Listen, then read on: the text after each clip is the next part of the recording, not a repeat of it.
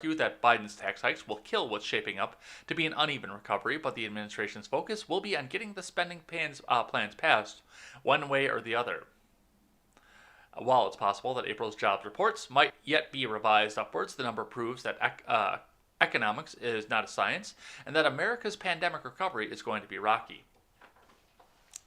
There are right now a lot of things that are going on and shaping up on this particular jobs report. There's a lot of things to look at with this. One of the biggest things to look at with this is the fact that Axios is desperately trying to saying that it's not the fact that people are trying to go to work right now. Now, I don't know what it's like in the rest of the country, but I do know what it's like here. And I know a lot of small business owners, a lot of entry-level business owners as well. Delivery drivers, restaurateurs. These entry-level jobs that don't pay a whole hell of a lot, but even still, they're enough to keep your family going here. And I know, I've seen what happens when people look at the unemployment number and realize that they're making more money with the added $400 a week on unemployment, which I thought was completely excessive. And yes, that is in spite of the fact that we have so many economists like Ben Shapiro who said, "Okay, gang, well, this isn't the government just giving away free money. This is the government drove an F-150 through your house, and now they got to pay for the damage that came through this. That's what this is, gang. So that's all this is, and don't worry about anything else off of this." That's not what this is anymore. And people are still getting the extended unemployment, and they keep extending how far the unemployment will go. Maybe it's different in the rest of the country. Maybe it is. These people are just beating down the door, eager to go back to work because it's the only way they're going to save their marriages and their jobs. But I know there's a restaurant in the town I grew up in that is legitimately struggling to keep anybody in the door right now. They can't hire. They're begging around for people. They are begging for people because people are making more money sitting at home than they are coming back into work. They're making more money on unemployment than they are to come back in and go to work. And I see signs like that even around here. Places are shuttering up because they can't afford to pay the people what they were making when they're sitting at home on the unemployment insurance because everything got shut back down. Not to mention the fact that so many of these places out there have come out and they've either suspended the requirement for people to go out and have to apply to 2 jobs a week in order to keep getting their unemployment. I would suspect that that's happened in Wisconsin. I have no confirmation for that because I've never been on unemployment. I've never filed for unemployment. And right now I don't need unemployment. But we're getting to that point where why would I go to work if the government's just going to pay me more than I was making to sit back at home? Which is one way to force businesses to raise their wages, but it's also a good way, as we're seeing, to shut businesses down. And then, of course, people are sitting here with the gaps in employment. So that's a big part of this. As much as Axios tries to tell you that that's not a big part of it, that is a big part of this. But that's what we're seeing coming back up on it. I mean, why try? If I can't afford to pay people to come in, why try? Why even try at this point? All right. I got one here from the New Yorker that I thought you guys would enjoy. And by enjoy, I mean mock and meme excessively, which I hope to do. Don't panic over the 1 weaker than expected jobs report. Ha ha ha. From John Cassidy. The monthly employment report from the Department of Labor may be the most closely watched economic statistic there is. Investors, economists, and government officials all examine it for information about how the U.S. economy is doing. But it is far from being an entirely reliable indicator. In May of 2016, when Donald Trump was campaigning for president, the jobs report said that the payrolls had risen by just 38,000. Trump proclaimed this news to be a bombshell. Reince Priebus, the head of the Republican National Committee at the time, said the numbers demonstrated the failure of the Obama administration. They did. It turned out just to be a blip. In both of the next 2 months, more than 250,000 jobs were created.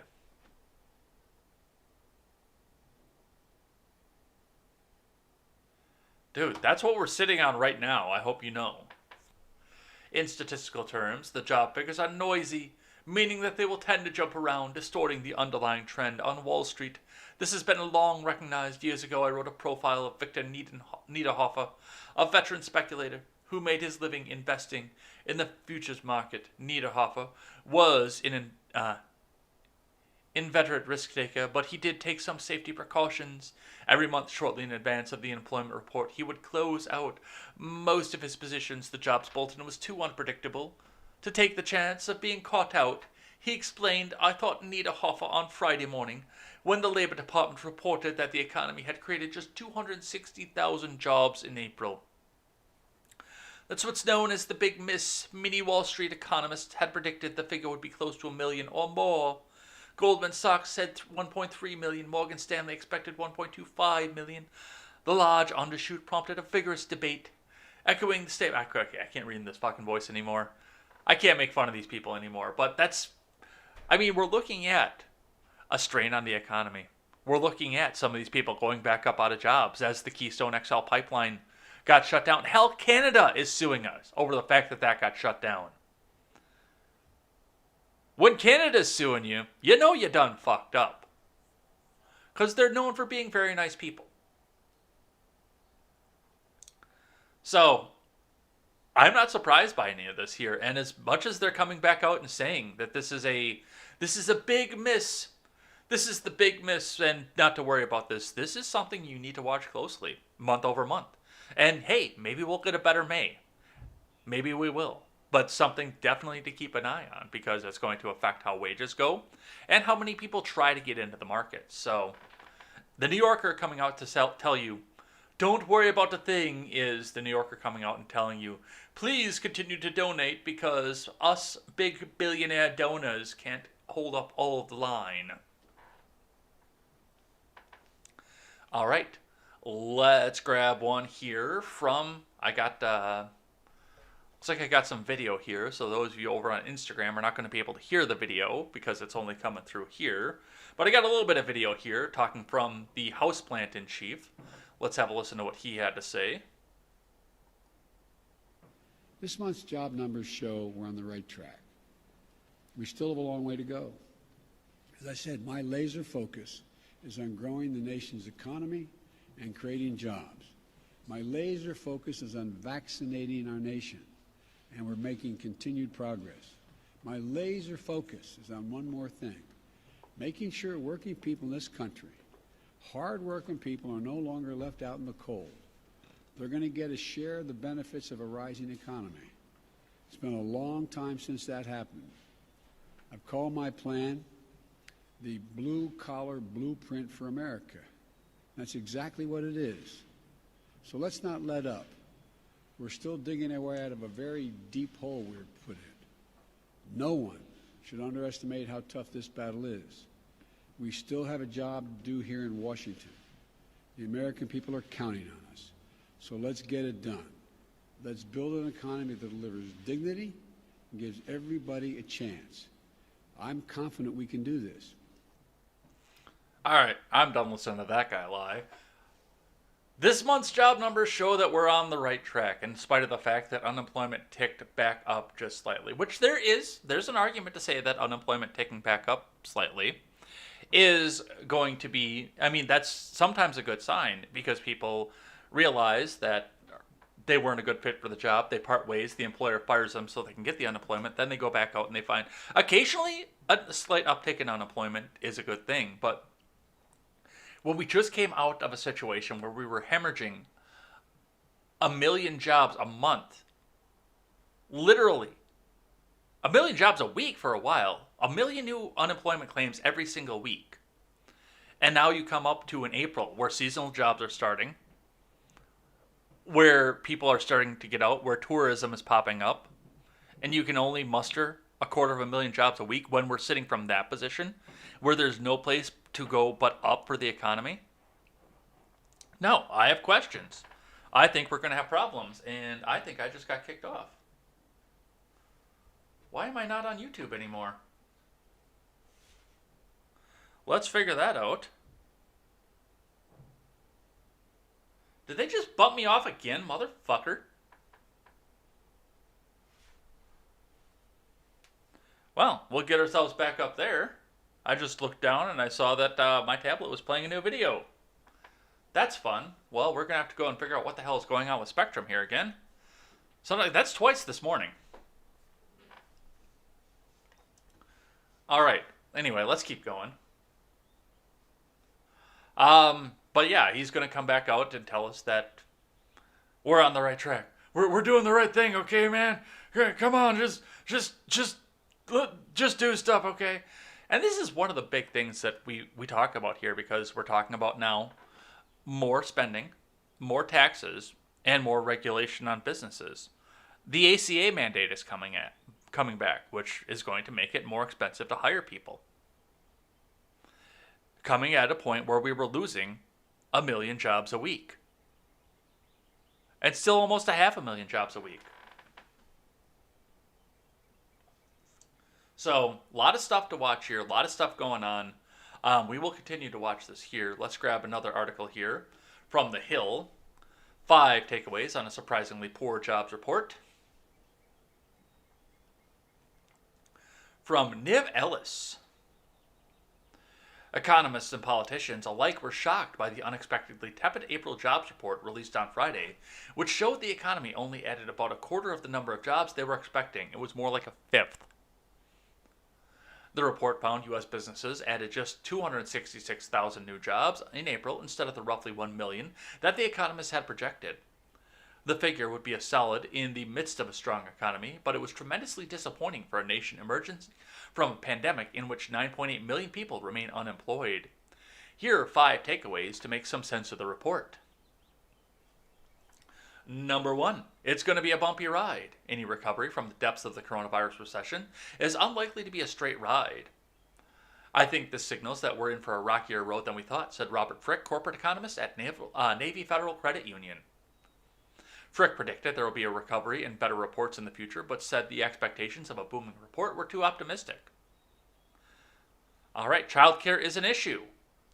The jobs report shed some light on the current trouble spots, though economists say more data is needed to know exactly what's going on. For example, even as overall employment rose, female employment dropped by 8,000, while female labor force participation dropped by 64,000. An obvious explanation, says Frick, is childcare, which is disproportionately falls on the shoulders of women.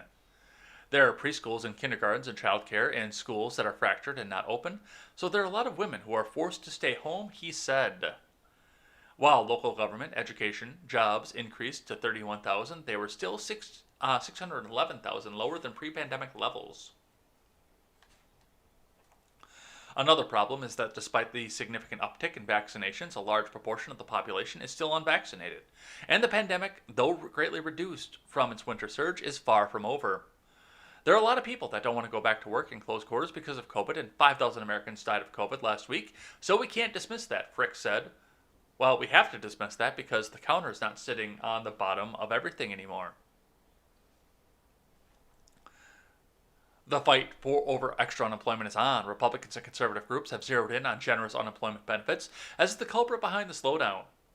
Government paying people more to stay home than to work has crushed the ability of businesses to get workers back, and this jobs report is evidence of that, said Adam Brandon, president of the conservative Freedom Works advocacy group. The U.S. Chamber of Commerce called for repealing the additional $300 weekly unemployment benefits that is in place until September. All right, Democrats are doubling down on spending. Democrats said the report showed the schisms in the economy that they aim to address through the infrastructure and family support plans proposed by President Biden. The disappointing April jobs report highlights the urgent need to pass President Biden's American Jobs and Families Plan, House Speaker Nancy Pelosi said in response to the report. She said that the evidence shows that women and working families needed the enhancements to child care, education, and other issues provided by Biden's proposals, and that this would in turn create the jobs and help the economy. Vice President Harris got back up off of her back and echoed the call for furthering such investments. There are still 2 million fewer women in the workforce today, she said. More action is needed. President Biden said the report proves critics of the $1.9 trillion coronavirus relief bill wrong for suggesting the economy didn't need that level of stimulus. Today's report just underscores, in my view, how vital the actions that were taken are. It's just one report. While the April jobs report was universally seen as a disappointment, economists, by and large, agree that 1 month does not a trend make. It may be bumpy from month to month for a variety of factors. Treasury Secretary Janet Yellen said on Friday, one should never take 1 month's data as an underlying trend.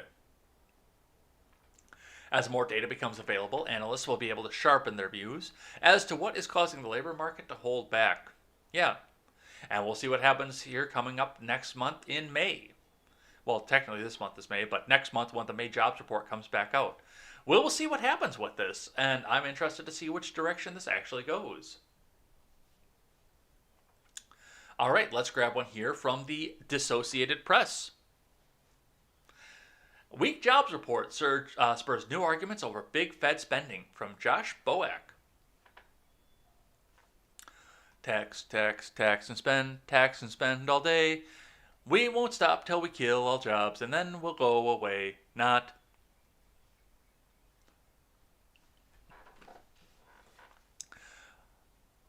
President Joe Biden insists an unexpected slowdown in companies' hiring is clear new proof that the U.S. needs the multi-trillion-dollar federal boost he's pushing.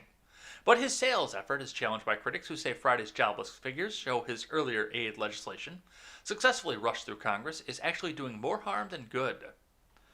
Biden's promised economic comeback hardly stalled on Friday, but seemed to sputter a bit with a report that found merely modest April jobs gains of 266,000 and complicated his new $4 trillion push for infrastructure, education, and children. The employment report failed to show that the U.S. economy was accelerating, so much as stutter-stepping along as the employment rate ticked up to 6.1%. Economists had projected roughly 1 million added jobs last month, and the modest hiring indicated that the earlier $1.9 trillion coronavirus relief package has provided an uneven boost so far. Yeah, it's a K-shaped recovery. It's K-shaped, man. That's all we see here. The figures present Biden with a fresh challenge. At a critical moment in his presidency, he is betting that an open embrace of massive government spending will help resolve the nation's public health and financial turmoil and lift the political prospects for Democrats heading into next year's elections. But the disappointing jobs numbers could also embolden his critics and stiffen the Republicans' resistance to the infrastructure package Biden is trying to push through Congress. Addressing the report, Biden sought to ease concerns. We knew this wouldn't be a sprint, it'd be a marathon, he said. The pandemic relief package was designed to help us over the course of a year, not 60 days. A year. We never thought that the first 50 or 60 days everything would be fine. Today there's more evidence our economy is moving in the right direction. But it's clear that we have a long way to go. Biden's opponents say the legislation actually worsened the problems in at least one way, with expanded unemployment benefits that gave the jobless a reason to stay home instead of seeking work. The president said the jobs data didn't show that, and advocates for the plans argue that the report shows more spending is needed to sustain the economy. There are also issues of supply shortages from computer chips, lumber, and more that are holding back growth, a reminder that the world's largest economy seldom bends perfectly to the wishes of lawmakers. And do you know why there are shortages of chips, lumber, and more? Because nobody can afford to go back to work. That's the problem. People spend more money going back and forth to their manufacturing, to the lumber yard, to the chip factory, to the auto parts factory. You notice those prices are going up too, by the way? People spend more money going back and forth to those places than they do if they sit home and they catch that motherfucking government check. Are we urging for a new TPP? That's another question I've got to see. Is it right now, are we looking at throwing more of our manufacturing out across South Asian countries because we have a shortage over here, because they don't want anybody to go back to work? There's a lot of stuff that's moving here.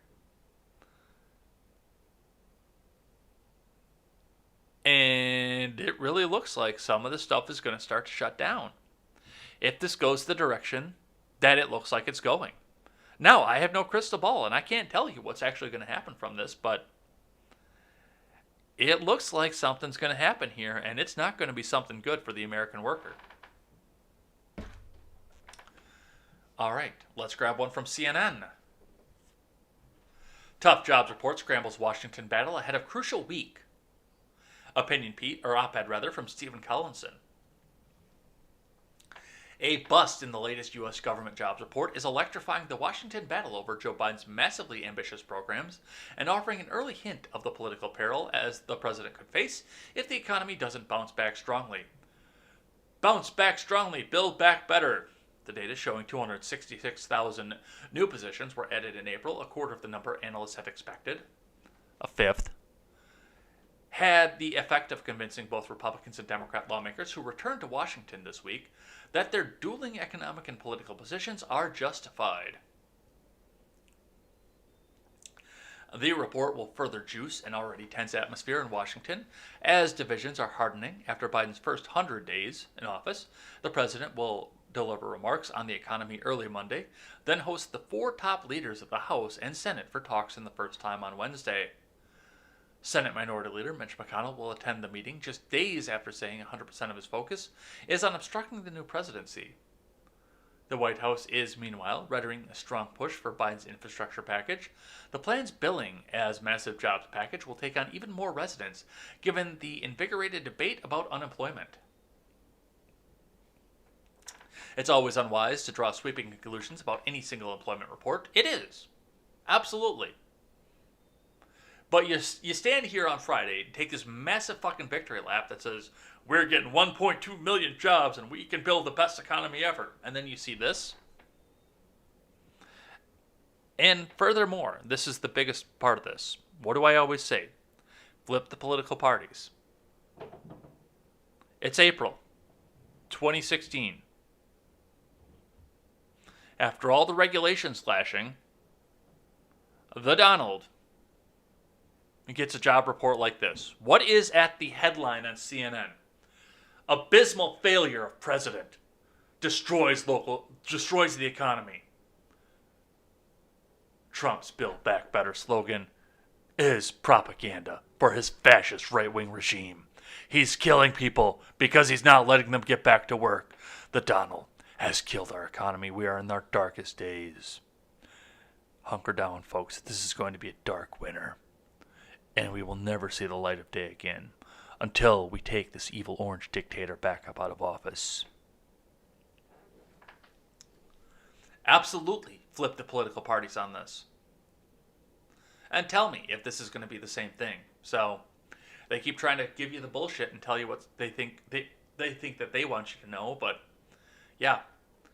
All right, speaking of, and I talked about this earlier on, about the fact that you are required to go out and look for a job if you're going to be on unemployment. Well, Ron DeSantis has decided that he needs to get in on that as well.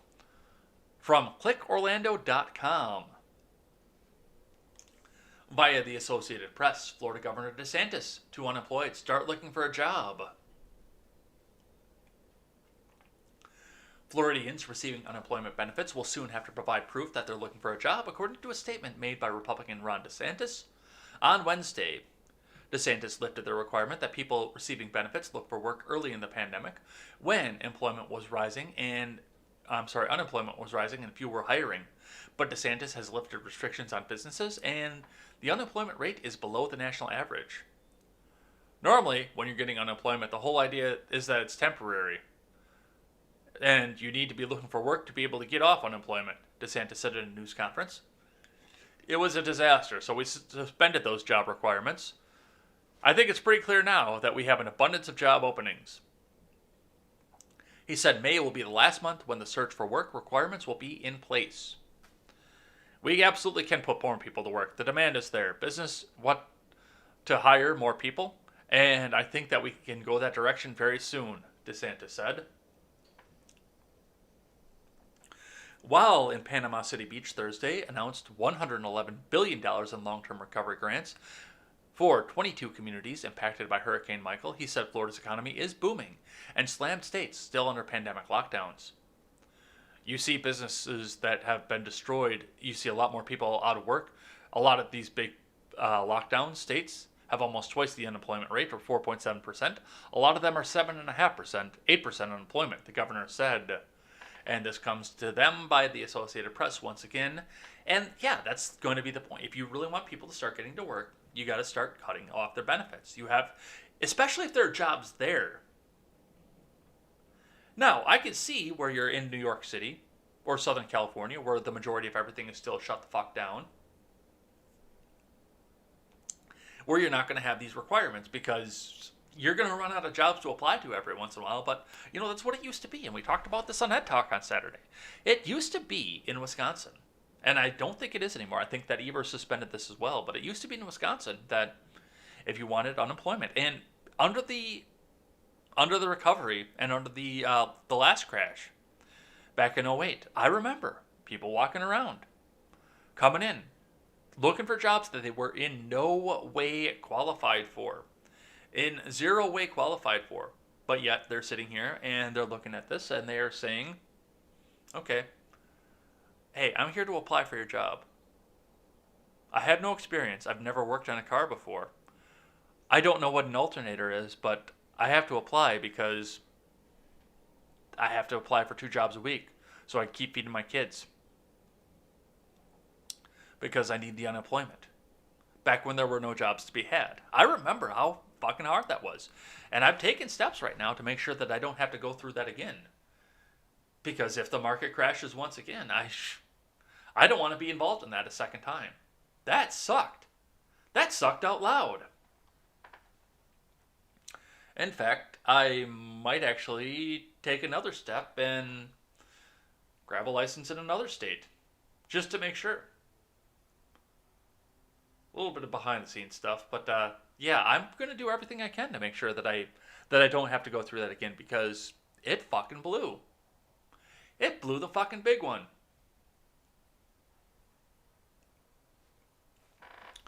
So, and then there are the business leaders out there too that, you have the restriction in place. And usually they're donors to big fucking neocon assholes like Scott Walker and neo-lib assholes like Joe Biden. A lot of the times they're donors to the same fucking globalist thing. But they'll come out because you've got the requirement to go apply for 2 jobs a week, where they'll come out and they'll offer a guy a job for the barest of bare minimum wage.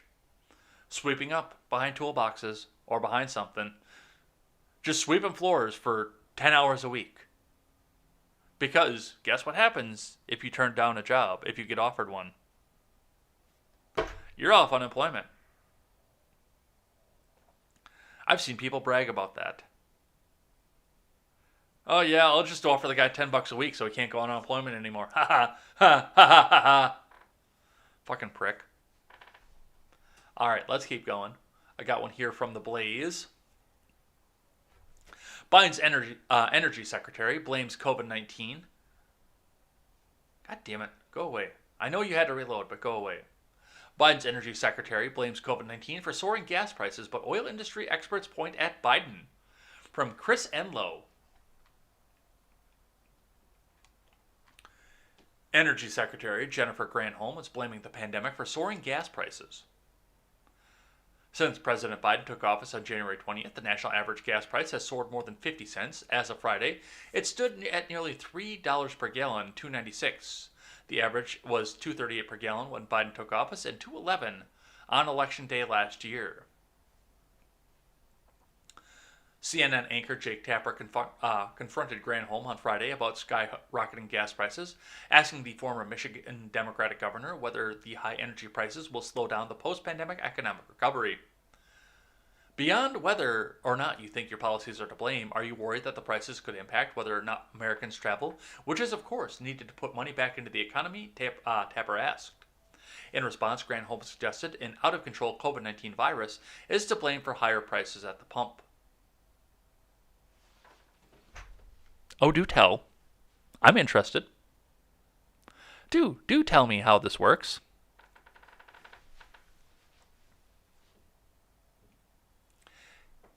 People need to travel, you're right, but we need to get the virus under control first. We need to get to that 70%. We need to get to herd immunity, Granholm replied. Why have prices gone up? Could that be because of the virus itself as well? Everything is tied together, she added. I just want to say this administration is totally focused on getting the virus under control, which means the economy will get under control and then investing in the nation so that we can go big on America.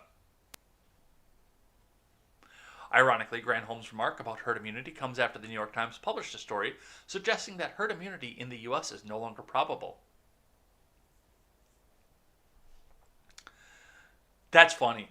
That's funny that she's coming out and saying that we have to get to herd immunity, and it's the fact that the gas price. That's the fact that we have the coronavirus, that gas prices are going up. Don't you know? Don't you know that when demand for a product goes down and supply goes up, that causes the prices to go up? Don't you know that? Don't you know anything? What a fucking moron. You've shut down one of the biggest pipelines that there is out there. You shut down 20,000 jobs that were supplying that pipeline. Another pipeline is down, and we're going to talk about that in just a second. And you think the commie fucking coof is driving the prices up? Are you out of your mind? What happened last year? Does anybody remember what happened about this time last year? It was just about this time, too. When Russia and OPEC got together and decided they were going to have a little fucking tiff and a bidding war to try and get oil to China. And OPEC went out and grabbed the spigot and started turning it, turned that shit up to the point where there were tankers floating around the ocean. Just floating around the ocean because they had no place to put the oil. So they were just staying out to sea forever because it was the only way they could store the extra oil. And then we saw 99 cents per gallon oil, or lower, 91 cents I saw in Georgia on the way down.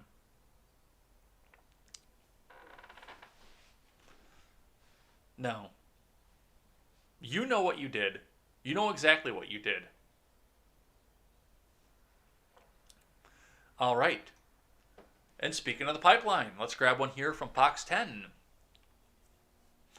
Major U.S. pipeline halts operation after ransomware attack from Alan Suderman and Eric Tucker of the Associated Press. The operator of a major pipeline system that transports fuel across the East Coast said Saturday that it had been victimized by a ransomware attack and that it had halted all pipeline operations to deal with the threat. The attack is unlikely to affect gasoline and supply and prices unless it leads to prolonged shutdown of the pipeline, experts said. Colonial Pipeline did not say what was demanded or by whom, but ransomware attacks are typically carried out by criminal hackers who seize data and demand a large payment in order to release it. The attack on the pipeline operator, which says it delivers roughly 45% of all fuel consumed by the East Coast, underscored again the vulnerabilities of critical infrastructure to cyber attacks by both criminal hackers and U.S. adversaries. Or the U.S. itself. We'll talk about that in just a second. It presents a new challenge for the admin, still grappling with its response to major hacks from months ago, including a massive breach of government agencies and corporations for which the U.S. sanctioned Russia last month. In this case, Colonial Pipeline said the ransomware attack Friday affected some of its information technology systems, and that the company moved proactively to take certain systems online, halting pipeline operations.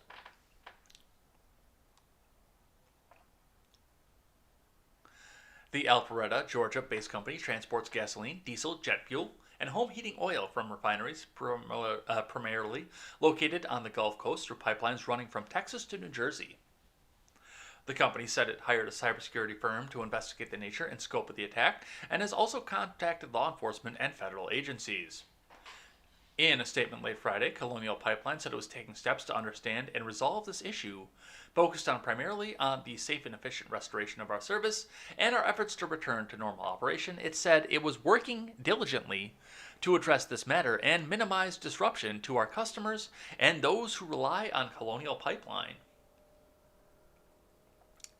While there have long been fears about the U.S. adversaries disrupting American energy suppliers, ransomware attacks by criminal syndicates are much more common and have been soaring lately. So, yeah, one of the the other really, really big pipeline in this country has been shut down. Although this is only temporary, we're still seeing a big shutdown. I have a lot of questions, once again. So, who did this? Why did they do it? What did they demand? And what does this mean coming forward? And how long is this going to be down? That's going to be the other big question here. How long is this going to be shut down? But I've got an interesting article from Insider that I wanted to touch on here. A hacker group linked to the pipeline attack that knocked out much of the East Coast fuel supply claims to have a code of conduct forbidding attacks on some targets. From Sinead Baker. DarkSide, the group linked to the U.S. Colonial Pipeline cyber attack, has a code of conduct. Excuse me. The group linked to the devastating cyber attack of a pipeline that supplies much of the East Coast fuel claims to have an ethical code governing which targets it chooses. The Colonial Pipeline, which transports 45% of the East Coast supply of diesel, gasoline, and jet fuel, shut down because of the attack, the company said on Saturday. The BBC cited multiple sources pointing to DarkSide as the perpetrators of the attack. Reuters cited a U.S. official and 2 industry sources who said DarkSide was one of a list of possible suspects. Cybersecurity News site Bleeping Computer reported on August 2020 on the arrival of the group, which presented itself in some ways more like a legitimate company than a criminal enterprise. Citing a press release on the dark web, which Insider was unable to find independently, Bleeping Computer said the group described its kind of ethics code. DarkSide said it wouldn't target schools, universities, hospitals, hospices, nonprofit bodies, and the government based on its principles, Bleeping Computer reported. Instead, it would target companies that could afford to pay its ransoms, which could be millions of dollars. Reuters noted that the group appears to be professionalized with press releases and a mailing list. Lior Div, the chief executive of Boston-based security firm Cybereason, told Reuters, "They're very new, but they're very organized." It looks like someone who's been there, done that. So, I'm very interested with this, especially given the timing, especially given the fact that we're starting to see the gas prices rise back up, and now we suddenly have a cyber attack. That shuts down a critical point of infrastructure, and I mean actual infrastructure, not just childcare and teaching and shit like that. Actual infrastructure for essentially the lifeblood of this country. And there's the big cyber attack coming off of here. I mean, I wouldn't be surprised to come to find out that the government did this, because that is a private industry. And they're supplying some of the oil, which they're looking to get those gas prices up because, hey, you know what? We shut down one pipeline and the other pipeline is polluting just as much here. So there's a lot of stuff going on here. But yes, as of right now, that pipeline is shut down. So those of you on the East Coast, plan accordingly. All right, from NPR. Shifting gears here, let's talk about Chauvin. We got to do the voice, don't we? Because this is NPR. Justice Department brings federal criminal charges against Derek Chauvin and 3 others, which they need to go down because all cops are bastards, except for the ones that we at NPR support because they're federal troops and they go after the right people. So we do need to make sure that we are taking care of our people and making sure that our police are still up there. But we're not going to call them police. We call them special agents.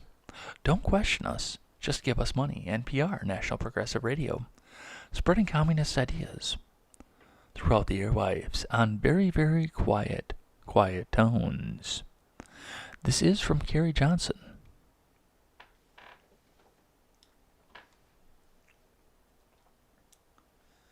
The Justice Department has filed federal criminal charges against Derek Chauvin, accusing the former police officer of using excessive force and violating civil rights of George Floyd.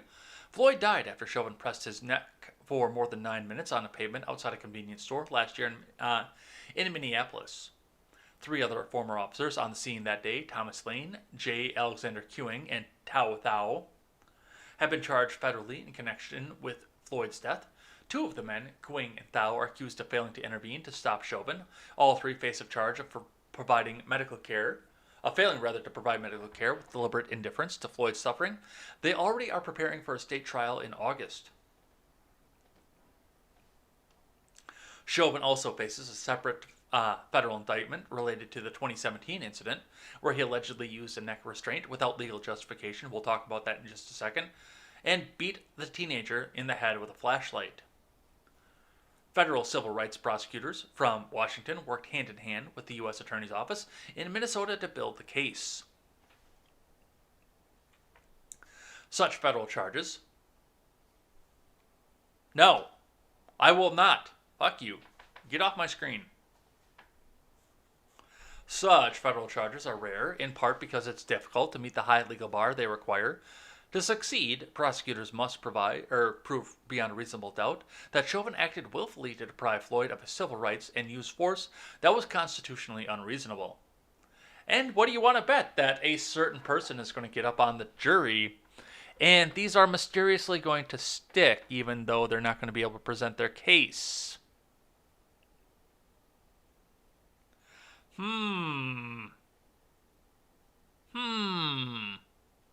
Interesting.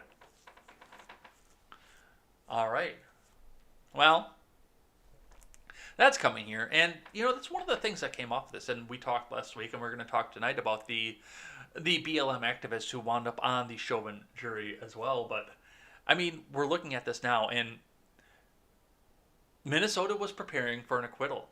And federal agents apparently, and I've not found any independent confirmation for this, but apparently federal agents were waiting outside the courtroom because if there was an acquittal, they were going to throw the cuffs on him for these charges on federal civil rights violation and federal charges for this. They were going to put this sacrificial lamb in a cell no matter what the fuck happened, no matter what it is. This is persecution at this point. But moving on, the other story that goes along with this, archived from Newsweek. Derek Chauvin indicted for allegedly holding black 14-year-old by throat, kneeling on the neck in 2017. From Jenny Fink. Former Minneapolis police officer Derek Chauvin could face another trial for using a similar tactic that landed him in prison for the murder of George Floyd, hallowed be his name, a black man who died during his arrest last year. An indictment filed in a Minnesota court on Thursday alleged Chauvin held his knee on the neck and upper back of a black 14-year-old who was lying prone, handcuffed and unresisting during a 2017 arrest. Chauvin was recently found guilty of 3 charges that could land him in prison for decades for kneeling on Floyd's neck when he said he couldn't breathe. "I can't breathe! Mama!"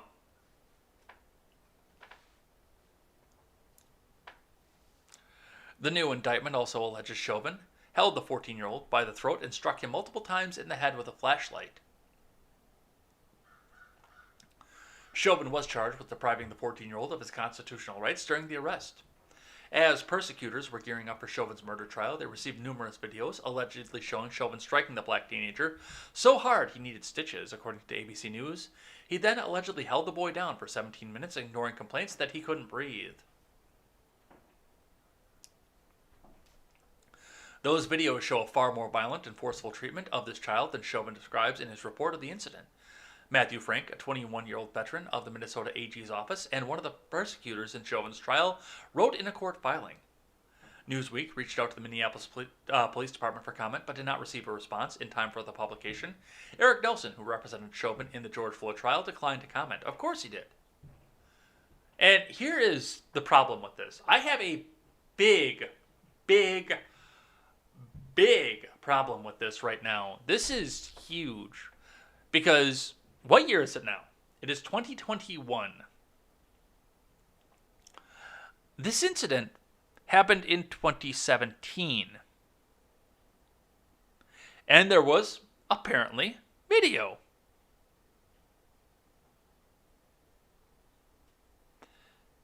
This, from what I understand, from what was described from this, is infinitely more damning than the Floyd trial. Now, see, and this is part of the problem. This is one of the things that I drew ire with when I'd looked at people like Hagopian, who said, well, the libertarian position is just to go and put all the dirty cops in jail no matter how we do it. No. If there is a problem somewhere else with another crime, you file a charge for that crime. But you can't use that crime to judge a man for this crime. It's the same thing when fucking Conservative Inc. comes back out. And as soon as you see an Ahmaud Arbery or a Rayshard Brooks or even a George Floyd, their entire rap sheet from their entire lives accidentally leaks. You know, Matt Walsh likes to say, well, George Floyd, well, okay, well, maybe we shouldn't be judging him as a saint because, you know, he held that woman at gunpoint at her belly for the pregnant. Yeah, that's true. But he didn't deserve to die for that either. But that was for the courts to decide. George Floyd was under arrest for using a counterfeit $20 bill, and anything else in his criminal history was negligent at the point where he was under arrest for passing a counterfeit $20 bill.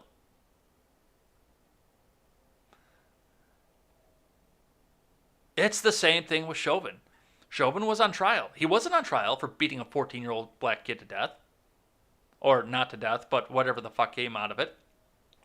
He wasn't on trial for that. And I've got further questions as to why that wasn't tried at the time, because that is assault. And that is excessive force, and that is a felony. So why was the Minneapolis Police Department covering that up? Because that's a slam dunk right there.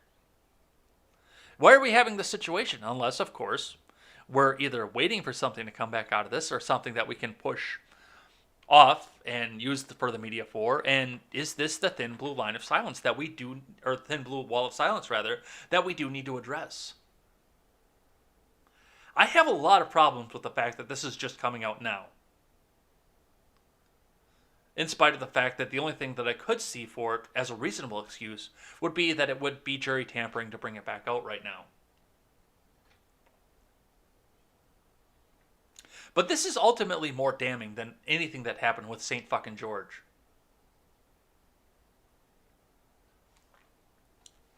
But here we sit. Now everything's going to come back out. Because no matter what. Really and honestly, I am against the federal investigations of the police department because they're going fucking willy-nilly because, you know, we're trying to federalize the police departments. But I think this warrants an investigation into the police department. Because from everything I can tell from this, they hid this from the American people.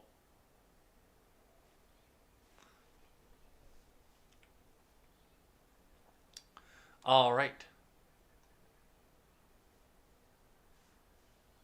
From Politico. I don't know who this person is, but this had Midget B over in our Discord all hot and bothered. He was all kinds of pissed off about this. So let's find out what this is together. Shall we? From Politico. Federal Appeals Court overturns conviction of former Representative Corinne Brown from Gary Fineout. A divided federal appeals court late Thursday overturned the conviction of former Representative Corinne Brown, ruling the judge was wrong to remove a juror in her trial who said the Holy Spirit told him Brown was not guilty.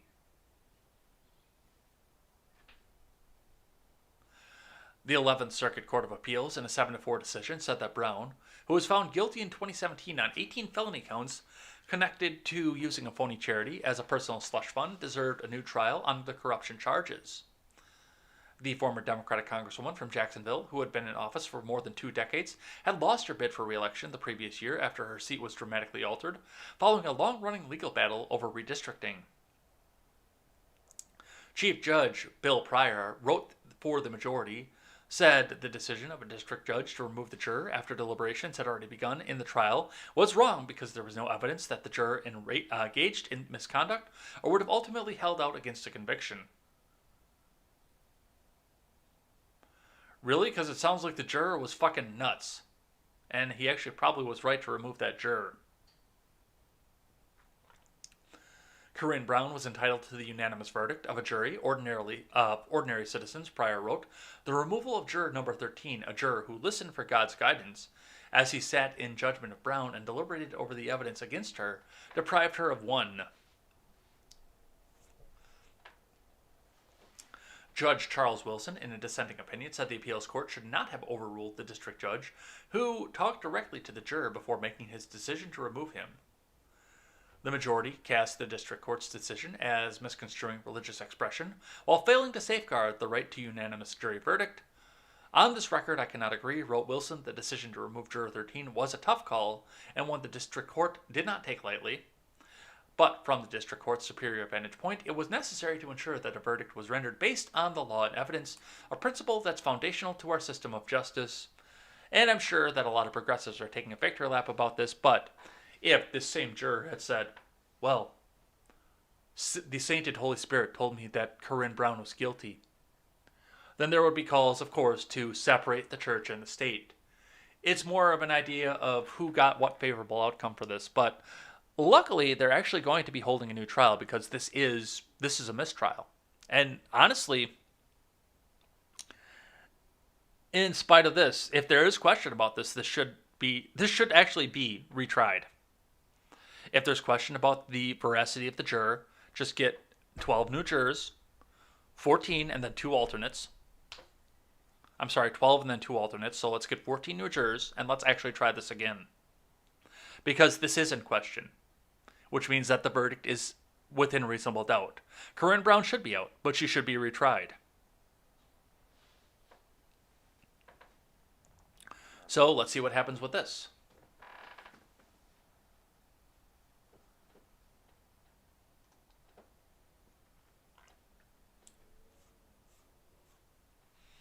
All right, I got one here from Fox for you guys. The FEC. Go ahead. This is a Fox News alert and what appears to be a huge win tonight. Nobody likes you. That was really loud, by the way. FEC drops Trump Stormy Daniels hush money investigation. The FEC was investigating whether Trump's payment of $130,000 to Stormy Daniels through his attorney, Michael Cohen, before the 2016 presidential election violated federal campaign law. From Brooks Singman. The FEC on Thursday dropped the case examining whether former President Trump violated election law with the $130,000 payment made by his ex-attorney Michael Cohen to adult film star Stormy Daniels in the weeks leading up to the 2016 presidential election. The FEC, in its announcement, said Thursday it failed by a vote of 2-2 to find a reason to believe that Donald J. Trump knowingly and willfully violated federal election law. According to the New York Times, a former newspaper, the FEC's decision came after the Office of General Counsel in December issued an internal report saying it found reason to believe violations of campaign finance law were made knowingly and willfully by the Trump campaign, but during a closed-door meeting in February, the commission split between the 3 Republicans and 3 Democrats declined to continue its probe. 2 Republican commissioners voted to dismiss the case, while 2 Democrats voted to proceed. There was 1 absence, according to the Times, and 1 recusal from a Republican. Cohen was then sentenced to 3 years in prison in December of 2018 for a range of crimes, including tax evasion, campaign finance violations, and lying to Congress. He implicated then-President Trump in the hush money payments by saying they were made at Trump's direction. No, I think he's just a fucking sleazebag, and he was probably getting a little bit from Stormy, too, to be completely honest. And here's the big question off of this. This is the biggest question I have for this. It's not whether or not he did it. He's an old guy with a lot of money who likes to be surrounded by hot women. I have no doubt, I don't have a single doubt in the world that he boffed Stormy Daniels. I have no doubt in my mind that that happened. In fact, I'd be willing to put a guarantee on that it happened. But why? Why would he use campaign money through a shifty fucking lawyer to go make the payment? The dude's got money.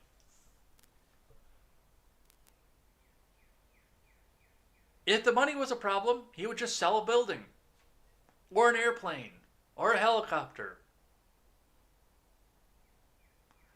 or the fucking Porsche that he bought on Top Gear, for that matter.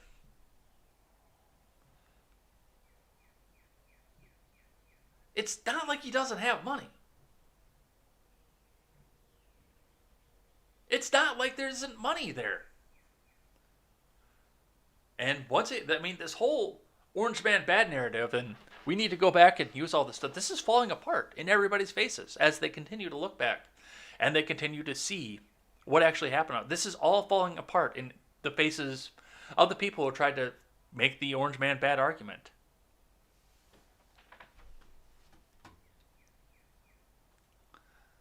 So good, absolutely. All this, from the start of the Trump campaign, I said this is going to be a fucking hatchet job to make sure that nobody like you or me ever runs for president. Because if a rich guy from outside of politics can do it, that's going to cause all of us to go try to primary people too. Which we should. We absolutely should be doing. But just note, they're going to find anything they can to go on you.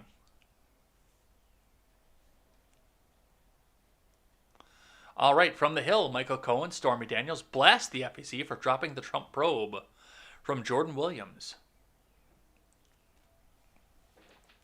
Former President Trump's ex-personal attorney, Michael Cohen, and Stephanie Clifford, the porn star known as Stormy Daniels, blasted the FEC for dropping its probe into whether Trump illegally made hush money payments to women. The FEC closed its investigation into the payments after failing to find that Trump or his campaign knowingly or willfully violated the campaign finance law when he paid Daniels $130,000 before the 2016 election to keep her from disclosing an alleged affair years prior. Cohen was sentenced to 3 years in prison for lying to Congress, tax evasion, and other charges related to the payment. Daniels has sued Trump for defamation over his denial of the allegations. Cohen said on Twitter that Trump should have been found guilty for the payment. Well, yeah, that's CYA mode right there. The facts are well known to all. The hush money payment was done at the direction and for the benefit of Donald J. Trump. Like me, #Trump should have been found guilty. How the FEC committee could rule any other way is confounding, Cohen tweeted.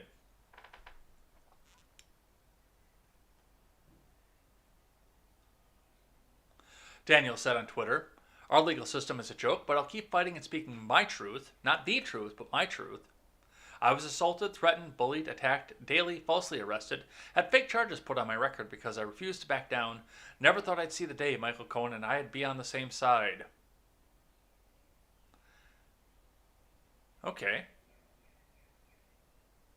Threatened, bullied, attacked daily, falsely arrested, and had fake charges put on my record. I got this feeling, and this is just me, that these two things, especially under a Trump DOJ, would probably have made bigger news. So I'm going to need to see proof of that, but there we go. So they're pissed. I just think it's funny. I think it's hilarious. All right, let's talk about the old in chief once again. From Fox News, ICE deportations fall under 3,000 in April amid Biden rules that restrict removals. From Adam Shaw. ICE deported less than 3,000 illegal immigrants in April, the agency confirmed to Fox News on Wednesday, a sign of how drastically the agency's enforcement capabilities have been limited by the Biden admin. An ICE spokesperson said the agency deported just 2,962 illegal immigrants in April. The Washington Post, where democracy goes to die in darkness, which first reported the figures, also reported that it was the first time the number had dropped below 3,000 and is 20% down from March, even amid a massive migration surge at the border that has overwhelmed authorities. ICE has concentrated its limited law enforcement resources on threats to the national security, border security, and public safety, a spokesperson said in a statement. This has allowed ICE to focus on the quality of enforcement actions and how they further the security and safety of our communities rather than the simple quantity of arrests and removals. Biden promised a 100-day moratorium on deportations during the 2020 presidential campaign, and an initial Department of Homeland Security memo in January moved to put that into action with very few exceptions.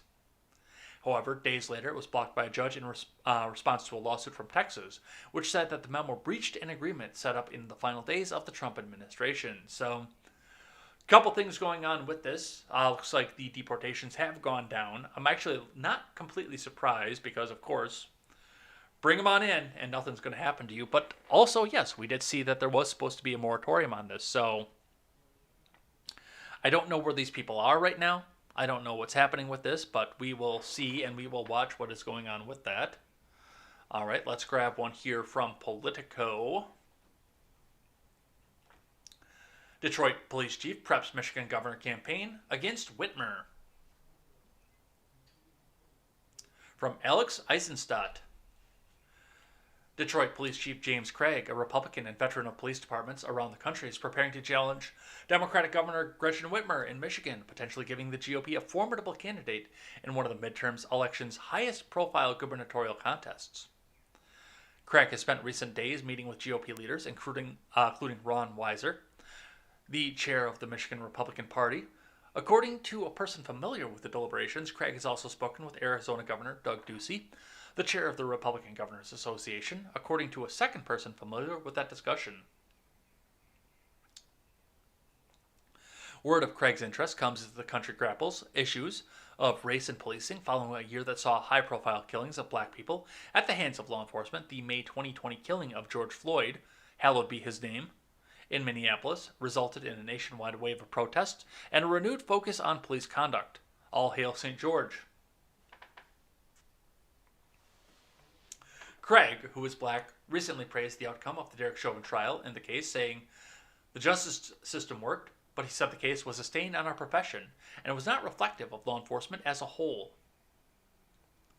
While Craig, a Detroit native who has been police chief since 2013, has said that police officers should be held accountable for violating their oath and breaking the law, he also has been an outspoken defender of law enforcement. He sharply criticized Detroit area Democrat Rep. Rashida Tlaib after she tweeted in April that policing in our country is inherently and intentionally racist, and there should be no more policing.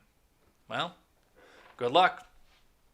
So we'll see what happens with this. This is actually probably going to be one of the closest watched ones we see, because Whitmer continues to go to Florida, go on vacation, put the boat on the lake while she tells people to not go to Florida, not go on vacation, or not put the boat out on the fucking lake. So I'm going to be interested to see where this goes. All right. From Boston CBS, CBS 4. It's been devastating. UMass Amherst students suspended for not wearing masks off campus. From Paul Burton. Andover parents, Kristen and Scott, are speaking out on behalf of their daughter. She, along with two of her friends, are freshmen at UMass Amherst. A picture posted on social media of the three friends not wearing masks outside was handed over to the university, and that has landed them in serious trouble. There was a photo sent to the admin of these girls off campus on a Saturday. This is why they lost a whole semester of their schooling, Kristen said. Teresa and RJ's daughter was also suspended. She was valedictorian and class president of her high school. She did everything right, RJ said. Students on campus say the rules have been tight this year, but for good reason. Maybe a little harsh, but I understand it, because you're not supposed to be doing that, one student told WBZ on Friday. The town of Amherst made it really clear that they don't want any big parties, another student said. What also infuriates the parents of the suspended students was a video of UMass Amherst hockey team celebrating their national championship on campus. Some students, including some of the players, could be seen not wearing masks. "I just want the university admin to be equitable and fair," RJ said. "It's heartbreaking," Teresa said. Since their suspension, the students have been studying remotely at their homes. However, last week they were cut off from virtual learning. They were not allowed to take their finals, so parents say their kids' semester was a total loss, both financially and academically. This negates the whole semester, $16,000 worth of money, and they have to reapply next semester. But they missed housing registration, Scott said. This is ridiculous. First and foremost, if that's actually true and the hockey team was celebrating off campus without masks, then yeah, we need to have the conversation about this, on campus rather, without masks, we need to have the conversation about this. But furthermore, and this is the big problem with this, is who gives a fuck what they do off campus? Now, I will give to the point, because the school that I went to, UTI, did have a rule where you weren't allowed to wear any of their school clothing, like if you went to the bar or something. Because, it was like they were trying to prepare you for working in uniform, essentially is what they were doing. So you had to wear their shirts. It was either a t-shirt or a button-up shirt. You had to wear their shirt and nothing else. There was a dress code there. You had to have their logo on everything. You had to have your ID, your badge for everything. You couldn't wear an outside jacket. Like, I couldn't wear a Carhartt while I was there. You had to wear their jacket, their sweatshirts, their shirts, everything else like that. But you couldn't, like, you went out to the bar, if you were over 21, you could not wear their colors to the bar, because if something happened, like, say, a riot breaks out in the British Beer Company, and you get arrested for throwing the elbow back into the face of a police officer. Totally random. Like, how could that ever happen? That could never happen to anybody. But say that happened. They don't want their school colors, their school logo out there. They don't want to be defamed that way. So I understand some of the conduct that you do off campus, but however, how you conduct yourself, especially if you're not wearing school colors off campus, whether or not you wear a mask in a fucking park outdoors on top of all this, is fucking ridiculous. Especially if this thing with the hockey team is true. And I don't have any independent confirmation that the thing with the hockey team is true, but especially if it's true, then the parents should be suing UMass Amherst for the tuition for that semester. And I wouldn't go back. No, fuck that. Fuck that. All right, I got another one from Fox.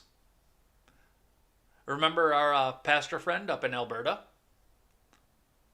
No, we will not have the Gestapo in our church. No, you must leave. You have to leave. You come back with a warrant. Well, they came back with a warrant.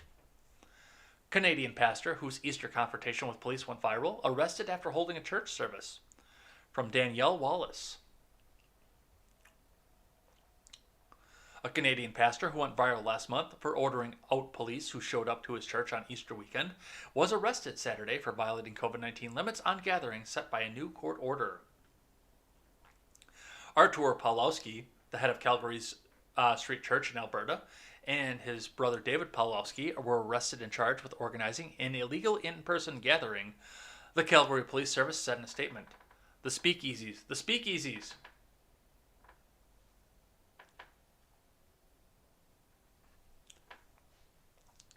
Video capturing the arrest showed several police vehicles parked on the street as officers carried the handcuffed brothers, who appeared to refuse to walk on their own. An onlooker can be heard telling the officer, "Shame on you guys, this is not communist China." No, it's communist Canada. Don't you have family and kids? Whatever happened to Canada? God keep our land glorious and free. The arrests come after Alberta Health Services on Thursday obtained a Court of Queen's bench order that applies to gatherings, including protests, demonstrations, and rallies. The order imposes new restrictions on organizers of protests and demonstrations, requiring compliance with public health orders including masking, physical distancing, and attendance limits, according to police. Yeah, they got him. They got it. There he is, being carried too. See? Apparently it is the Nazi regime. To the boxcar with you. All right, let's see what the Hill has to say. Psaki signals that she'll step down next year, from Thomas More. White House Press Secretary Jen Psaki on Thursday indicated she plans to step down next year. I think it's going to be time for someone else to circle back to this position and have the job. In a year from now, or about a year from now, she told David Axelrod in his CNN podcast.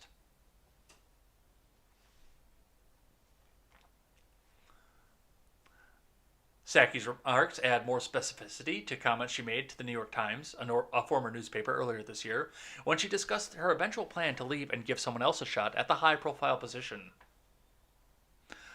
I think there frankly needs to be some diverse spaces and voices as communicators, Psaki told the Times. Women, certainly, but beyond that, and we'll circle back for the rest of this.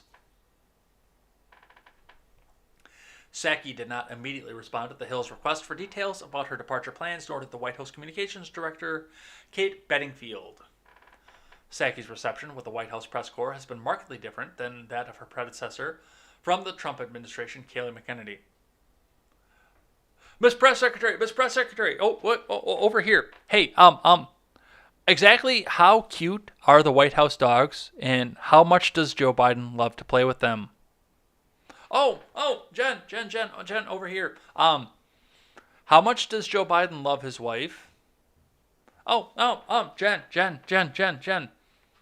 How great is it that Joe Biden is the president now?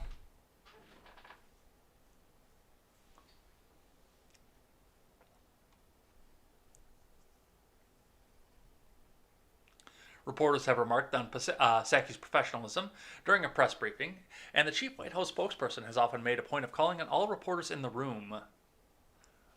The Biden White House's relationship with the press is also a contrast with the Trump administration. The White House has held daily briefings, whereas the previously regular events were put on hold for extended periods under former President Trump. Yeah, suck off that big wrinkly fucking Biden cock a little bit more, you fucks. But looks like she is stepping down.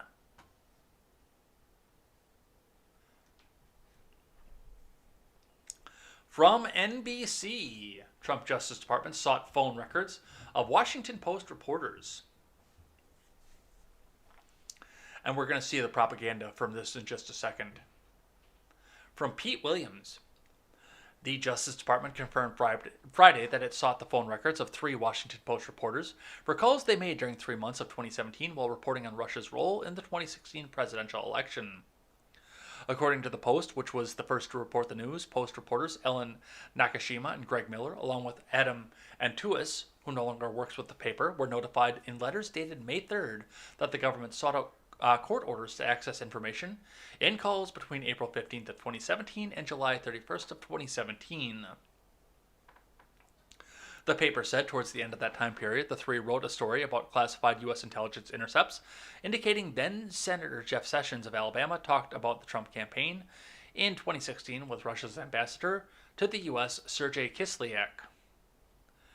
The subpoena sought records that would show who the reporters called and how long their conversations lasted, but not what was discussed. The letters said the subpoenas covered Nakashima's work, cell and home phones, Miller's work and cell phones, and Antuis' cell phones, the Post said. Justice Department spokesman Mark Raimondi confirmed the content of the letters in a statement.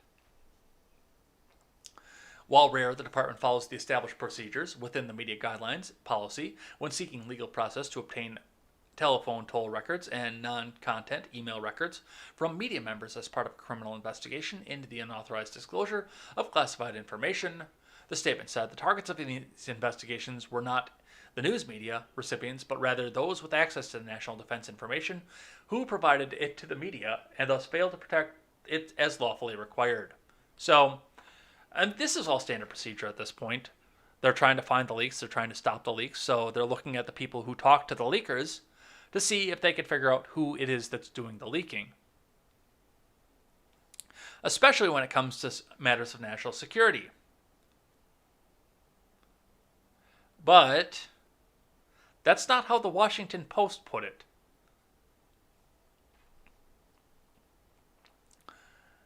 From the Washington Post. Are you ready for this one? Trump Justice Department secretly seized Post reporters' phone records. From Devlin Barrett. The Trump Justice Department secretly obtained Washington Post journalists' phone records and tried to obtain their email records over reporting they did in the early months of the Trump administration on Russia's role in the 2016 election, according to government letters and officials. in 3 separate letters dated May 3rd and addressed to Post reporters Ellen Nakashima and Greg Miller and former Post reporter Adam Antous, the Justice Department wrote that they were hereby notified that pursuant to legal processes, that the U.S. Department of Justice received toll records associated with the following telephone numbers for the period of April 15th, 2017 to July 31st, 2017. Which, I mean, it's all well and good. None of this should have happened in the first place. This absolutely should not have happened. Because that's not what the Justice Department should be doing. There is freedom of the press. Now, with that being said, if you're going to reach back to the previous administrations on what they did, now do Bush and Obama, please. Thank you.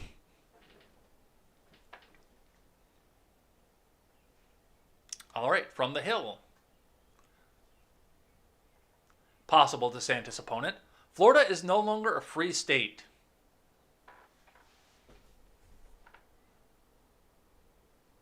Okay, you have my ear. I'm listening.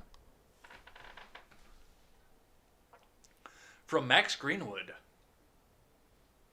Florida Agriculture Commissioner Nikki Fried tore into Governor Ron DeSantis on Thursday over a slew of recently signed legislation targeting protests and election procedures, declaring that Florida is no longer a free state.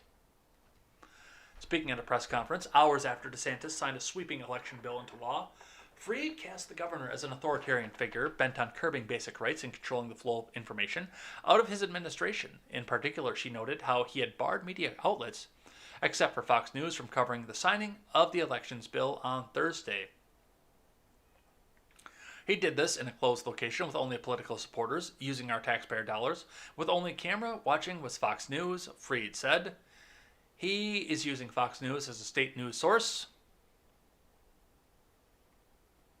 Okay, now do the Washington Post, please.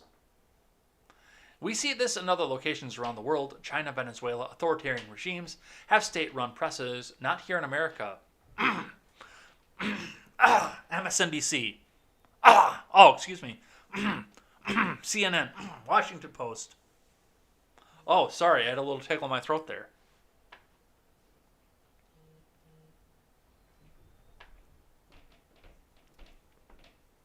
We are no longer a free state, she added. This governor has infringed upon our rights once again. Fried, the lone Democrat in a statewide elected office in Florida, is believed to be nearing a run for governor and has amped up her public criticism of DeSantis in recent months. She hammered the governor on Thursday for publishing the election reforms even after he touted the accuracy and efficacy of Florida's 2020 election.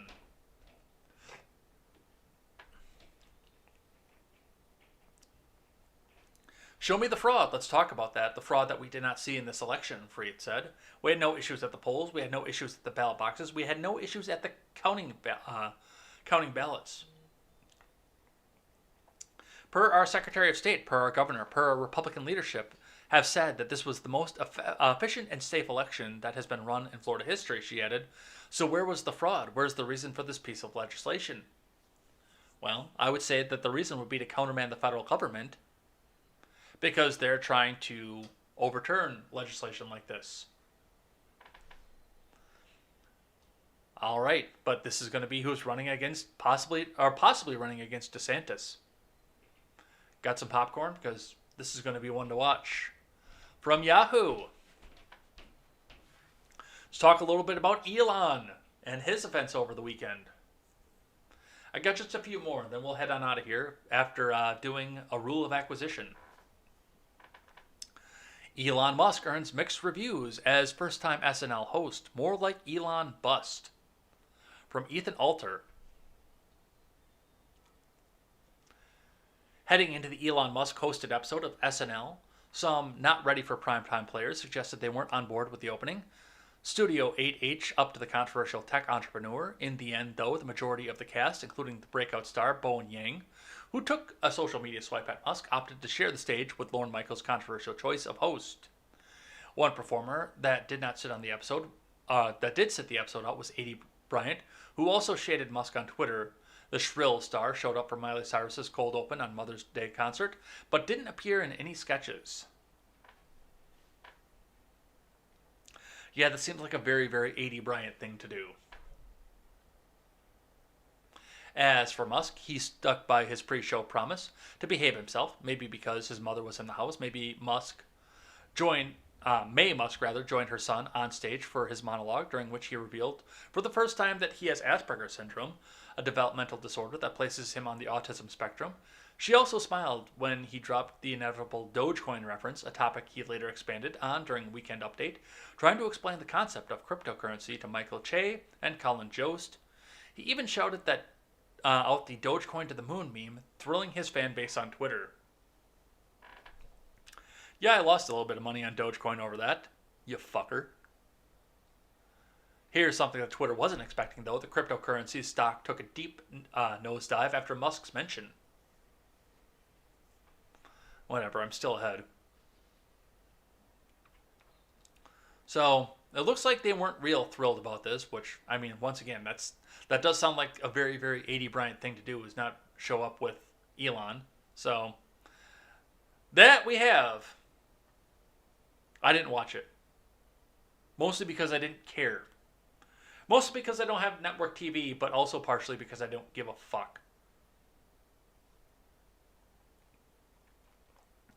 From KSTP, Elon Musk shows humility and hubris as SNL host. From the AP, Elon Musk showed a combination of humility and hubris as he opened his highly anticipated hosting gig on SNL. The 49-year-old Tesla CEO, SpaceX founder, and one of the world's richest men opened his monologue by mocking his monotonal speaking style, saying no one can tell when he's joking. I have a video of this. I wish I did. I don't. It's great to be hosting Saturday Night Live, and I really mean it, said Musk, standing on the stage in a black suit with a black t-shirt. Sometimes after I say something, I have to say that I mean it. He added, in explanation, that he's the first person with Asperger's syndrome to host the show, or at least the first person to admit it, he said. It may have been the first time Musk has publicly said that he has the mild form of autism. Musk also joked that his Twitter account, which has more than 50 million followers, and the tweets that led some critics to object to him being invited to host the show. Look, I know I sometimes post or say strange things, but that's just how my brain works, he said. Then Musk added the boast that got his biggest laugh of the night and an applause break from the studio audience. To anyone who's been offended, I just want to say I reinvented electric cars. I'm sending people to Mars in a rocket ship, Musk said. Do you think I was also going to be a chill, normal dude? Musk didn't appear in the show's unconventional, heartwarming cold open, in which the cast members and their moms did brief bits for Mother's Day, as musical guest Miley Cyrus sang her godmother Dolly Parton's inspirational Light of a Clear Blue Morning. But Musk brought his own mother, model May Musk, on stage to talk about what he was like when he was 12. So, I mean, that's actually true, too. I mean, where's the lie? Did you expect a guy like that to be a chill, normal dude? He named his kid Symbols. For God's sake. Alright, let's grab one from the Daily Wire. Because, of course, they're going to have something to say about this. Did I drop off again? I might have. Alright, let's just finish this out here, and then we make the call to Spectrum and figure out what the fuck is going on. Alright, from the Daily Wire, Blue Check calls for Elon Musk to burn to death in a Tesla after he flashed the OK sign during SNL. From Tim Pierce. Daisy Barringer, a freelance writer and editor, said she hopes Tesla CEO and SpaceX founder Elon Musk dies in a Tesla fire after his appearance on Saturday Night Live. Barringer wished for Musk's demise after the businessman flashed the OK hand sign. While hosting SNL, Barringer claimed that the hand sign is a symbol of white supremacists before locking her Twitter account after receiving blowback online. Screenshots of the tweets can be viewed below. Wait, what? Did Elon Musk just aggressively flash the white power sign during the Weekend Update? Please tell me I'm insane. Please, no, really. Going to need you to tell me I'm insane, Barringer tweeted. You're insane. Listen, usually when I say I hope someone dies in a fire, I'm being hyperbolic, but, Teslas do burn for hours straight, so, I'm not going to be mad about it, she continued. I kept watching because I really hoped one of the cast members was going to walk to the front of the stage after the closing and punch him out. Gee, why don't you tell us how you really feel? The freelancer doubled down on her claim that Musk was deliberately flashing the white supremacist hand sign on SNL. Super shocking that the white supremacists are searching Twitter to correct people about the never been more obvious Elon Musk white power sign. It's like, I just want to roll my eyes, but that's the last thing to do with Nazis, Behringer said.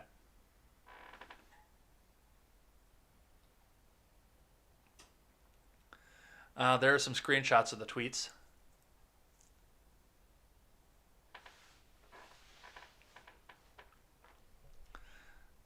Well, yeah. I have no words for this one. Alright, let's finish out here. Just a few more here, then we'll finish out for the day, you guys. Here's an interesting one from WBTV. The Olympics have banned the BLM apparel could punish athletes for political demonstrations. From the AP and Andrew Barnett. The IOC says athlete protests and political messages will remain banned at the Olympics after a survey found that a majority of competitors were in favor of keeping the ban in place. That means raising a fist on the podium or taking a knee would still risk punishment at the Tokyo Games this year. The IOC also said that slogans such as Black Lives Matter will not be allowed on athlete apparel at Olympic venues, though it approved using the words peace, respect, solidarity, inclusion, and equality on t-shirts. The IOC said it surveyed more than 3,500 athletes over the past year, and that 70% said it was not appropriate to demonstrate or express their views on the field of play or at the opening or closing ceremonies.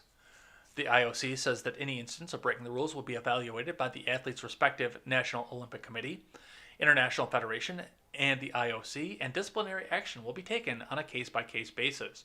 Well, yeah, they absolutely don't want to see this whole thing become politicized. I wouldn't either at this point. I mean, we're looking at this, we're seeing what could possibly be the most politicized Olympics ever, because that's just the way the world has gone. And they just want the clean and fair competition. So yes, absolutely, good on them. Absolutely, this is the right move. All right, from Politico. U.S. Navy seizes weapons in Arabian Sea. They were likely bound for Yemen. You ready to go back to the Middle East yet? Because it's coming. It's coming. By the AP. The U.S. Navy announced Sunday it seized an arms shipment of thousands of assault weapons, machine guns, and sniper rifles hidden aboard a ship in the Arabian Sea, apparently bound for Yemen to support the country's Houthi rebels. An American defense official told the AP that the Navy's initial investigation found the vessel came from Iran, again tying the Islamic Republic to arming the Houthis despite a UN arms embargo. Iran's mission to the UN did not immediately respond to a request for comment, though Tehran has denied in the past giving the rebels weapons.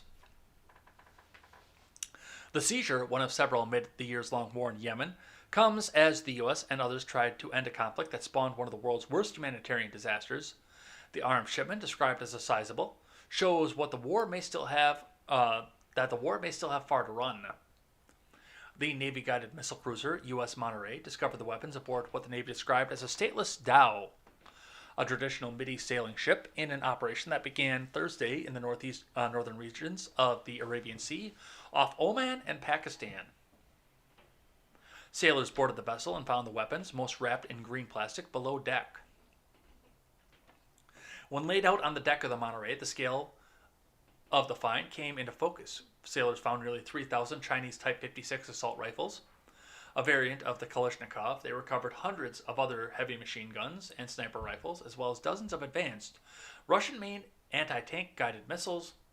The shipment also includes several hundred rocket-propelled grenade launchers and optical sights for the weapons.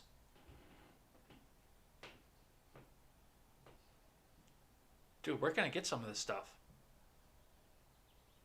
Come on, does anybody know a guy?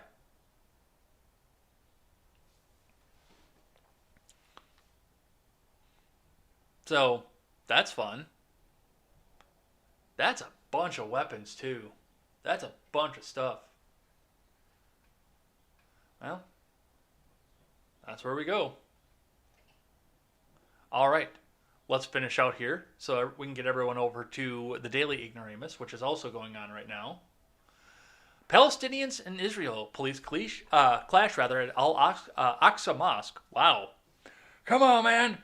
You can tell I've been talking for almost 2 hours at this point.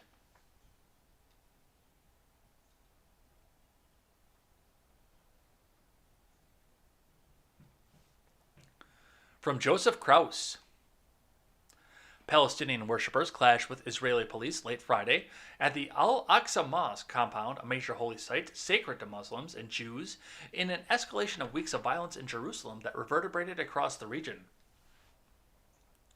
The Palestinian Red Crescent Emergency Service said 136 people who were wounded in clashes with police there and elsewhere in Jerusalem, including 83 who were hospitalized. It says that most were wounded in the face and eyes by rubber-coated bullets and shrapnel from stun grenades. Israel said 6 police officers were wounded. Earlier Friday, Israeli troops shot and killed 2 Palestinians and wounded a third after the men opened fire in a base belonging to Israel's paramilitary border police force in the occupied West Bank. The latest in a series of deadly confrontations in recent weeks that has coincided with the Muslim holy month of Ramadan. More unrest appears likely next week. Tensions have soared in recent weeks in East Jerusalem, which is claimed by both Israel and Palestinians. At the beginning of the Muslim holy month of Ramadan, Israel blocked off a popular gathering spot where Palestinians traditionally socialize at the end of the day-long fast. The move set off 2 weeks of clashes before Israel lifted the restrictions. But in recent days, clashes have resumed due to Israel's threatened evictions of dozens of Palestinians in the Sheikh Jarrah neighborhood in East Jerusalem, who have been embroiled in the long legal battle with Israeli settlers trying to acquire property in the neighborhood. The U.S. said it was deeply concerned about the heightened tensions and called on all sides to work to de-escalate them. It also expressed concerns about the threatened evictions. Well, we're already doing more over in Yemen. We're never leaving the Middle East, so why the hell not? Let's just stay there forever at this point, because I don't see any other way out of this. You get the drawdown out of Afghanistan, then you stick behind anyway, with them threatening terror action, and now we have yet more civil war in Yemen and Israel. I hope you like forever wars, guys, because we're not leaving. All right. 3 more. And we're done.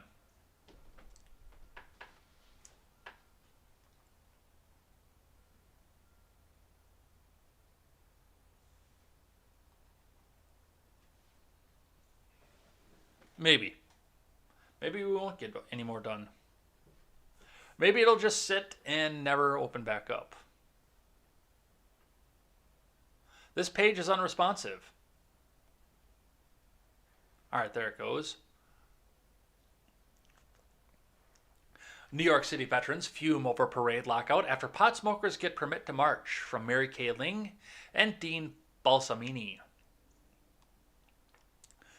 Mayor de Blasio is refusing to allow a group of military veterans to march on Staten Island on Memorial Day after welcoming public pot smokers to puff their way down Broadway in last week's cannabis parade.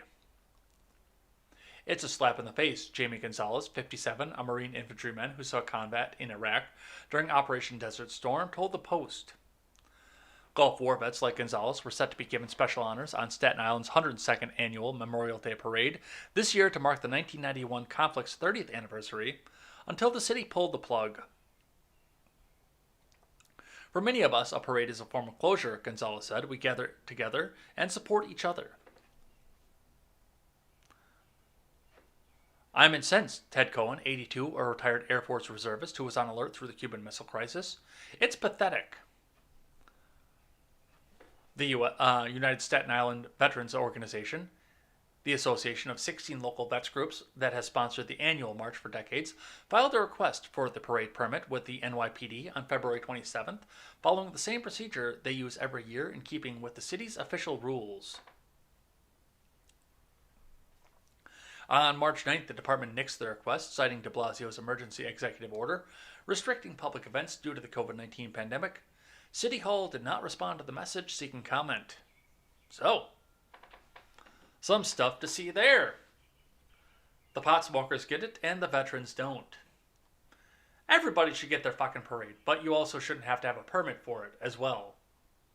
And that's part of the problem, is that we always have to have the permit for it. All right, and we're going to talk a bit about this Chinese rocket, and then we're going to head on out of here.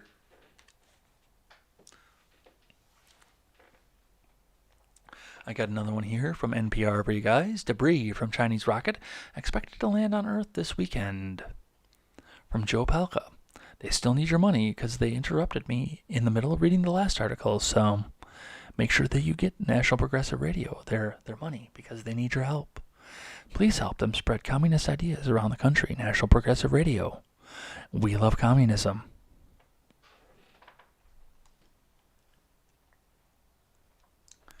A large Chinese rocket will drop out of orbit on Saturday, but it will be what is uncontrolled re-entry, or to put it another way, no one can say for certain exactly where it will land.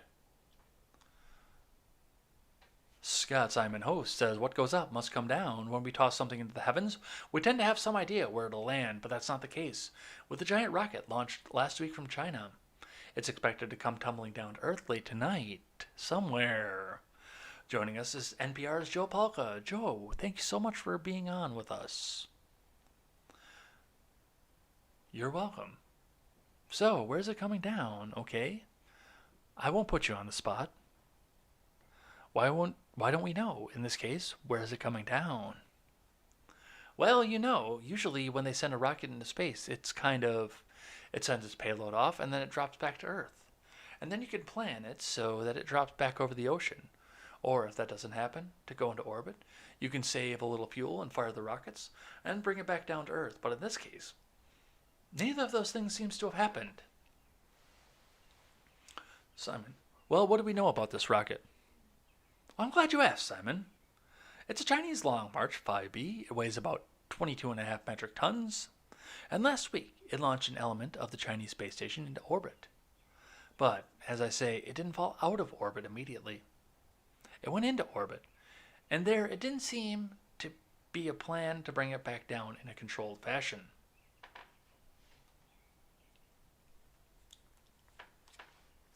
So, why not just keep it in orbit? Why doesn't it just stay in orbit? Yeah, it's low enough on the low passes as it goes around Earth. It touches the top of the atmosphere, and the atmosphere, which is very thin, still has molecules in it. And those molecules cause friction, and the friction slows down the spacecraft. And occasionally it slows down enough that it will no longer stay in orbit. So, basically, nobody has any fucking idea what's going on. But it does look like some of this is already coming back down. We will read now from CNN.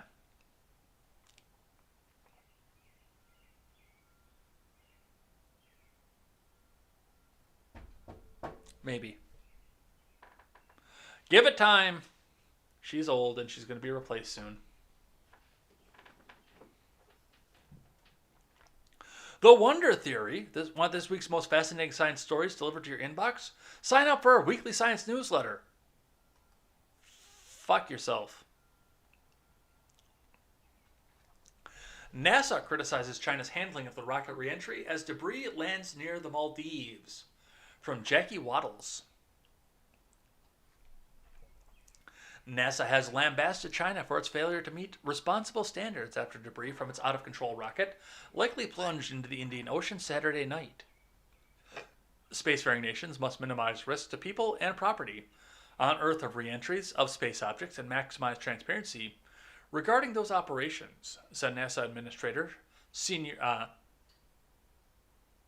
Senator Bill Nelson in a statement released on the Space Agency's website on Sunday. Is that guy a senator, really? China is failing to meet its responsible standards regarding their space debris, he added. Most of the huge, Long March 5B rocket, however, burnt up on re-entering the atmosphere. The China Manned Space Engineering Office said in a post on WeChat before landing just west of the Maldives. It was unclear if any debris had landed on the atoll nation. The U.S. Space Command said the Long March 5B had re-entered over the Arabian Peninsula. The rocket, which is about 108 feet tall and weighs about 40,000 pounds, had launched a piece of the new Chinese space station into orbit on April 29th.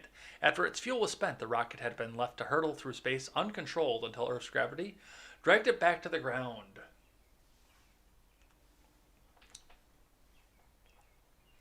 Generally, the international space community tries to avoid such scenarios. Most rockets used to lift satellites and other objects into space conduct more controlled re-entries that aim for the ocean, or they're left in the so-called graveyard orbits that keep them in space for decades or centuries. But the Long March rocket is designed in a way that leaves the big stages in low orbit, said Jonathan McDowell, an astrophysicist at the Astrophysics Center at Harvard. In this case, it was impossible to be certain exactly when or where the booster would land. I know, and they lost the tracking over the weekend. I didn't realize that this had been up for so long. I thought this was just a regular launch, and they lost control of it after it went up. But, they lost the tracking on this, and it started floating around, and, now it's down in, apparently, the Maldives. I know when Jessica Green tweeted out about it yesterday, I said, you know what, I have no idea where this Chinese rocket is, but what's this gigantic white cylinder in my fucking garden with all the weird characters on it? So, it's here, and they're out of control.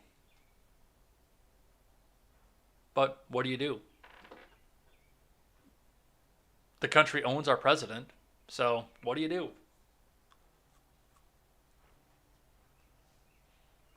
All right, and that's going to be it for the news for the day. But the last thing that we're going to start doing on Monday, this is a new segment. We're not going to do something that restores my faith in humanity anymore on Monday. We are going to do, as promised, because I'm going to merge that in with something I'm thankful for, we're going to read the rules of acquisition. So just today, I'm going to kind of introduce you to the idea and why I chose to do this.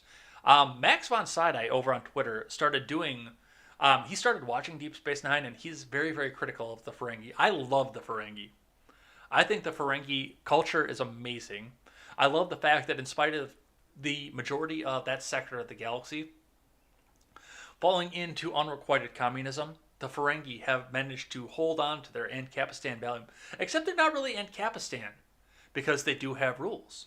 They have rules and laws, mostly to try and take advantage of other species in trade deals. But they also do have rules on how they conduct their business in order to gain the maximum amount of profit possible. And I love the idea. And I've always wanted to get, there is a rules of acquisition poster I found, and I wanted to get it. I want to get a complete list of the rules of acquisition to put them up in the studio, because I love the concept. I love the concept of going out and buying and selling and trading. It's amazing. And I like to buy and sell stuff. I do. It's part of the reason I'm taking real estate courses right now, because not only do I want to move into that so I can make my own schedule and make more time for you guys, because I love you guys, but also because I like the idea of being able to license and make my own purchases without having to go through an agent, and going out and making my own sales as well, plus, the whole buy, sell, trade thing. I love it. So it's only natural that I would do something like this. So as far as canon goes, and I'm using from memory beta, if I went from memory alpha, we'd have lower, but I'm using from memory beta, which takes non-canonical works with it, but it also gives us the biggest list of rules of acquisition. There are apparently 431 known rules of acquisition, which we're going to do one every Monday, but only 153 of them appear in canon. So that's what we're going to do, is the ones that only appear in canon. So if you guys are ready, we're going to do this once a week. We're going to discuss what it is, what it means for the Ferengi, and how we can use it in our everyday life. Kind of, because the Ferengi are kind of shady. So we're going to put a positive spin on this as well. All right. So the first rule of acquisition. Number 1, all the way up to the top. We're going to skip 0 because that's not official. Number 0 would, of course, have been always listen to the Grand Nagus from Star Trek Online. No. Because the Grand Nagus is a fallible human. I'm sorry, not a fallible human. He's a fallible Ferengi, and he can be wrong as well. So no, we're going to call that one bullshit. All right. So, the first rule of acquisition. Once you have their money, you never give it back. This rule was introduced when the Nagus was introduced on Star Trek Deep Space Nine. So, for all Ferengi, they do try to, that's their religion is commerce. Their religion is the purchase and sale. I mean, Roddenberry, and Wojcicki's going to kick me off for saying this, but Roddenberry was a step away from saying space Jews. You look at the noses, you look at the ears, and you look at the unrequited capitalism. Roddenberry was a racist as fuck, dude. And he was a second away from saying that when he talked about these guys. But really, honestly, you look at them. All sales are final. That's something that Quark said all the time in Deep Space Nine. But he was always looking for another way to go back and sell something as well. And also rigging the tables in the gambling facilities to make sure that, once people got onto a winning streak, they started losing and they got all that money back. Because once you have their money, you'd never give it back. How do we apply this in real life? You look at the way that you conduct yourself in sales, especially selling. Now, there's enough government regulation around to help the little guy that if you do screw something up, then they can go back and sue you for everything that you've got, everything that you sold to them, and everything else in the world. Plus, they'll let you keep your item. So, how do we do this in real life? We make sure that when we sell something, that we do make sure that either we're in a situation that's protected, like when I unloaded my last pickup truck. Oops. No, I swear I didn't know it was burning oil that fast. But we also make sure that we conduct ourselves in a way that's proper and just, so that our customers will never have a reason to come back and demand a refund, demand a repayment. We sell good quality items at a fair price and make sure that they are items to last. We build a good economy off of this based on mutual trust and mutual respect. You can go back out and sell cheap crap, and then we'll just call you China. And then you'll have to go back and buy it again and again and again, or issue refunds when it goes back and breaks the warranties. But take some pride in the product that you're selling, take some pride in the process of selling, and make sure that once you have your money, you will never have to give it back because you sold that good of a product. All right, that was an easy one. So next week, next Monday, we will do the second rule of acquisition. But yeah, Quest got entertainment on it. Dude, look at the way that they were portrayed. Tell me I'm wrong. Tell me that we weren't a step away from Roddenberry saying that. I guarantee you that actually got kicked off. Oh, it actually didn't. I was surprised. Usually YouTube kicks that term off, but all right. But anyway, that's going to be it for the day. So that was fun. I like that.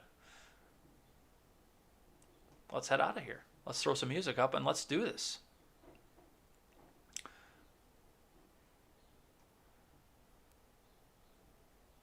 There it goes. All right, well, thanks everybody who came by and chatted in the morning. I know we had a couple technical hiccups, and I did wind up being late as well because there was a bunch of stuff. We had another marathon fucking Monday, 2 hours and 9 minutes. We're going to have a longer contemporary than we have over Red Ned Show, and we're doing all this week's news on the Red Ned Show. So, yeah, that's incredible. But thanks everybody who came by and stuck it out. I do hope that, and I recommend that everybody go back and check out my friend Stephen Ignoramus on the Daily Ignoramus. That's going on right now as we speak. So go check that out over there. I'm actually going to go over on Twitch and raid him at the end of this. So hang out and hang tight for just a second if you're over on the Twitch side, and we'll get you right into that stream. But yeah, thanks guys for coming and hanging out. We'll be back here later on tonight for the Red Ned Show, as always, at 5:30 Central Time, so come back and hang out with us. Otherwise, we'll be back here tomorrow with more Contemporary. Until then, I'm Jay Edgar, and this is Contemporary. Take care.